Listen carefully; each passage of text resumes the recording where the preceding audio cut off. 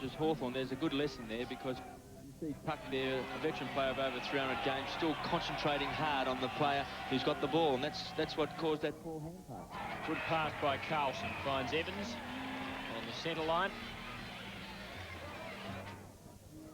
Gary Shaw, pressure from two, and Mew is a pretty hard man to beat at the best of times, and this is the worst of times for the Brisbane Bears, trailing as they do by 73 points. Yes, we're talking. Ron Cook, the president of Hawthorn, was saying Chris Mew takes him 2 hours to get from Melbourne to Brisbane. He said probably 2 hours when he gets home to get back to his home at Rosebud. In front. He was fighting for Carlson, Richardson it was. Out wide to Evans, runs into an awful lot of trouble. And for bundled over against the tough man Gary Ayres. Hardie hands it back. And we'll find the ball will be thrown in once again. Down in the Brisbane Bears territory. To the ground we come. Mark Williams fights for it. Short one from Kennedy out to the boundary line. And there'll be another throw in a most uninteresting last quarter at the 14-minute mark. So the Hawks cruising to a big win to maintain second position on the table. And things certainly are building up for a great clash on Saturday week between Hawthorn and Carlton at VFL Park. More of that in a moment as the Big Dipper bursts clear. But Jeff Rains, if it'll bounce right, it still won't. Yes, it will. But he's taken it about 40 metres the wrong way and kicks it back to about the position on the ground where he first started pursuing it. Reynoldston losing it. Why isn't he back on Brereton? That was the real entertainment in this final term. It looks as though Peter Knights might have decided he ought to drag him away and make sure nothing happens to his centre half back. Platten. He's so exciting, and this time he might run all the way. He ran all the way, and he kicked straight. The Hawks get their 22nd. They lead by 79 points, and he says, sorry, mate, it was about time I got one for myself.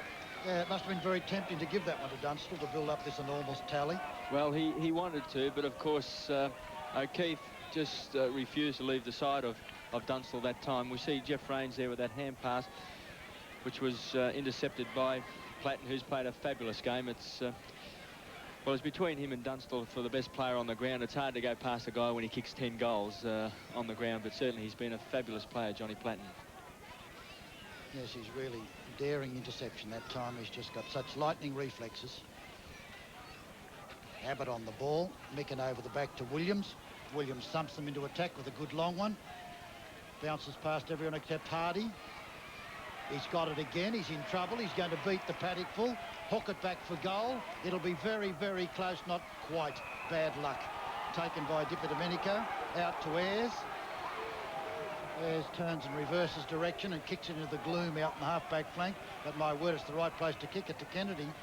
On to Langford. Langford casually on down a little bit further to Morrissey. Morrissey tackled by Campbell, but gets it across easily. Loveridge to Kennedy again. There must be another team there somewhere. Kennedy downfield. There's not at this stage to Curran. It's too easy. Curran then kicks it out wide. This time it will be a chance. In front, Banfield takes yet another fine mark. Platten trying to outmark him from behind. Wonder if the coach will drag him for that. Williams between half-back and centre. Long to half-forward to Edmund, who marked without pressure that time and plays on. From outside 50 metres, a shocking kick. Oh, it's too easy.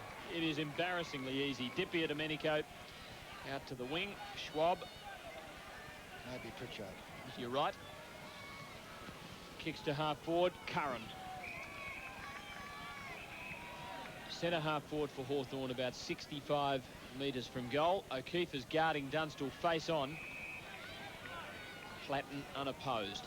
On the 50-metre line stands Carlson. And still O'Keefe face-to-face with his opponent Dunstall. This time the short pass is unstuck and it's Williams. Well, I guess Hawthorn supporters at home will still be enjoying it, but it's just like an exhibition match. Now, John Kennedy, you've still got a lot of time to pick it up. He dodges around Micken. Really couldn't find someone to give it to that time, which was surprising. and Williams marks. And Dermot looks as if he was going to indicate he'd been severely and mortally wounded once again, but he wasn't. Williams kicks it downfield. Johnny Platten will mark. It couldn't be worse, Kev, could it? They were two poor kicks by Williams, kicked them straight to Hawthorn players. Up goes Curran, takes them up. First one went straight to Kennedy, and the second one went straight to Platten. But it really is. It's just tapering away, and unfortunately the Brisbane Bears were the same last week when completely outclassed by the Sydney Swans in the second half, when the Swans kicked 3-1.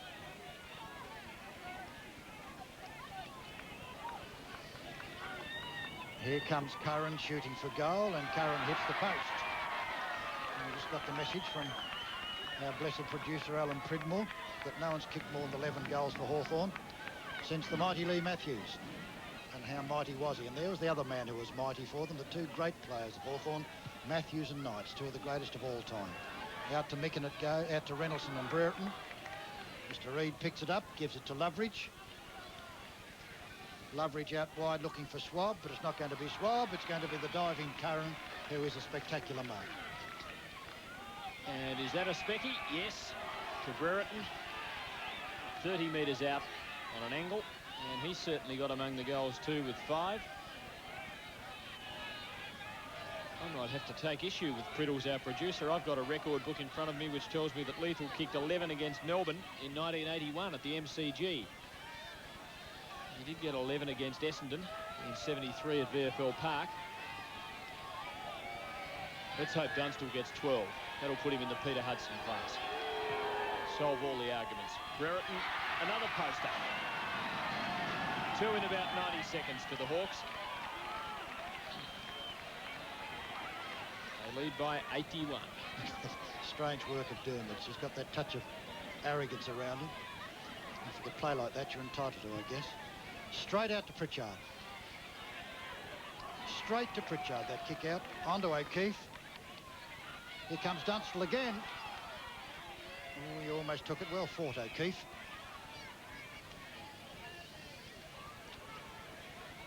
But they can't take a trick, can the Bears. Here's another bounce. Free kick, I think, will go to Michael McCarthy. Playing against his old team where he shared many great triumphs with them. Eade, who's been beautiful since he came on, is beaten by Walsh. Walsh then kicks down to Sword centre wing position looking for Campbell. Campbell pursued by Jenke. Maybe a free kick to Campbell, I think. No, to Jenke. Jenke downfield, and Curran takes another mark. He's having a bundle of possessions too. 15 metres, no doubt about that. And instead of being 55 metres out, the man on the mark, the offender, Mark Williams, will stand about 40 metres from goal, and Curran has a bit of a chance. The wind seems to have dropped, as has been mentioned. Curran not having a good day at shooting for goal, has only kicked 1. This one hasn't quite made the distance. Brereton touched. It was across the line before he got boot to ball. And the Hawks have to be content with their 20th behind and a lead of 82 rather than one of 87. Well, the two great sides have really walloped the Brisbane Bears. Carlton beat them by over 100 points. That was down in Melbourne. 103, thanks, Kev. O'Keefe kicks out. Dipper. Oh, the big leap from behind. Unsuccessful. Don't worry, Loveridge will pick up the crumbs for you. Eade will hit someone on the chest. Hit Schwab on the chest. Back it goes. Lovely pass. Oh, might have been a free kick there. They're getting hard to earn for the Hawthorn players. That was Dunstall, incidentally. And that's O'Keefe. Still giving it 100% all the time, is David. Maybe 8 minutes left in the match. Dunstall still on 10 goals, and I suppose his tally is the most interesting statistical factor in it. Certainly the team performances of little account now, with Hawthorn just so far in front, leading by 82 points. Platten, with 32 possessions for the match, is having a shot. He's kicked a couple, and he'll kick from 45 metres out into the wind. It's a good kick. Fine kick by Platten for his third. And another statistical fact, I suppose, is whether or not the Hawks can record a 3-figure victory. They lead by 88 points. We'll make up some percentage for them, Tim, which will be handy against Carlton. Carlton's got a better percentage and 4 points in front of them after this match, but it'll make up a bit for them. It's a huge win. The Blues took a bit of a hammering percentage-wise yesterday with a 1-point victory. That doesn't retain their percentage up around 146 where it was. And the Hawks could even overtake them with this massive win. There's Dipper. Platten is always in the thick of things somewhere. Swab. Loveridge. As Kevin has so often said, the two best rovers in the business in one team are unbelievably good, Platten and Loveridge. It comes to Dermot again. Lots of time to steady and just misses Curran this time. Richardson has got the chance. Taps it back to himself. He's caught with a diving tackle by Green. Eade. Richardson to Carlson. Good tackle. Very good tackle by Pritchard. And I think Carlson's pretty lucky not to be penalised. Umpire decides to bounce. A couple of great tackles, one by Russell Green and the other one by Pritchard, coming from behind Kevin, pulling their men sideways, which seems to be a skill that players really work on now. Well, it is, because there's nothing worse than giving away crude free kicks from very poor tackles. We often see players just pushing the opponent in the back, but Hawthorn, they're just about skilled in every department. Well, it's in the Dunstall territory, but no joy for him there. No advance on Platten, charging goalward.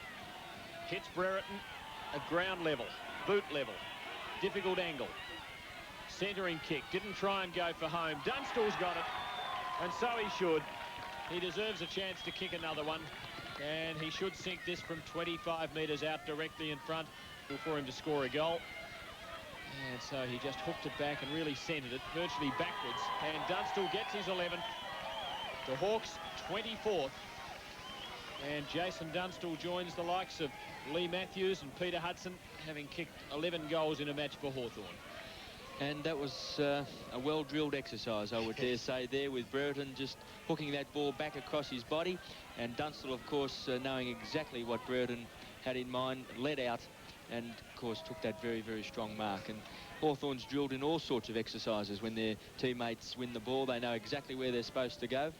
They know how to get the numbers around the ball, and they know how to lead, and they certainly know how to kick it to the best advantage of their teammate. Yes, we saw that electrifying pace of Brereton too that we talked about as we come up the plane, Kev, how he really has got an amazing acceleration. He just bolted away. Well, he doesn't bolt, he glides away. There's the gathering gloom, incidentally, in this famous Sunshine State, in which it hasn't sunshined too often in the last few weeks. I know, I was here for 1 week of them, didn't see any of it. Chance now. Should have went out of your room, Doug. I did all the time. That's Rains. Rains downfield. That's unkind, Bartlett. A great punch by Langford. Punch Bartlett later. Here comes Platten. Nicely done there by Evans. Micken, who's been beaut all day, sends a long one towards centre half forward. And the strength of Langford was too much for his opponent, Campbell. Kennedy comes in. Hand passes, nicely trapped by Pritchard. Gets it out wide. And here comes the big fellow, Abbott. On it goes. And Ayres says he'll give it across to Russell Green, and off they go downfield once again. And Russell, if you could really bounce it, you can go for a long way too. He tries a short one to Dunstall. David O'Keefe still trying desperately against him. Dunstall got it, then lost possession. Here's Micken, and Micken kicks a short one back to centre wing position. Swept inside by Banfield. And Carlson boots it forward, but straight to Jenke on the half-back line for the Hawks. Mew 1 to 2 to 7. Ayres out to 22. Loveridge out wide to Langford. And it really is an embarrassing matchup between, well, the best in the competition last year and arguably the best again this year, Hawthorn, and the Brisbane Bears, who at the moment appear to be just about the worst, even though they have won 4 games and aren't at the very bottom of the table. Loveridge sweeping it inside for Morrissey. Long beyond half forward. Tuck. Where's Dunstall for number 12? In goes Brereton. He'll try and get it to him if he possibly can. But Gibson has other ideas. Tucky with the left boot. Nothing Dunstall could do there. Platten and Eade made a bit of a mess of it. Now O'Keefe. And it's being played at a tempo which is hardly in keeping with the premier football competition in the country. Not quite know what David O'Keefe meant to do that time, but luckily for him, the ball did bounce contrary-wise out of bounds. Nicken very strong. Kennedy very good. Out to the boundary line, it's out of bounds. 30 minutes almost have gone.